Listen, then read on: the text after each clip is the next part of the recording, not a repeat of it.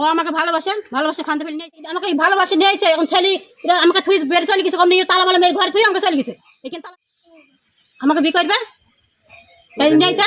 না না, তোমাকে নিয়ে চলে গেছে সরি চলেছে পুলিশ আশা দিছে বলতে আইছি। হ্যাঁ না দিত এর আগে আসতাম না। আশা দিয়েছে। হ্যাঁ তার সম্ভব মেলা দিনই হয়েছে, মানে 1-1.5 বছর সব কিছু হয়েছে। 1.5 বছর থেকে হয়েছে এইভাবে। ঘরে হয়েছে, আমার ঘরে হয়েছে, সব ঘরে হয়েছে।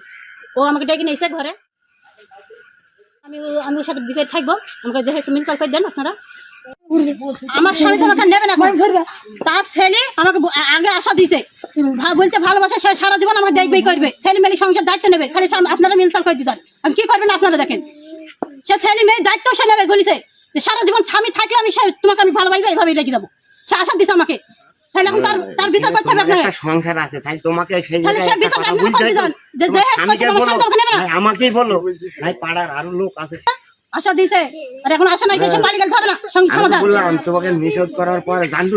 এখন ওরা যদি প্রীতি করি থাকে, আচ্ছা প্রীতি যদি করি থাকে খালি সে কথাটা তাদের নিষেধ করা হয়েছে।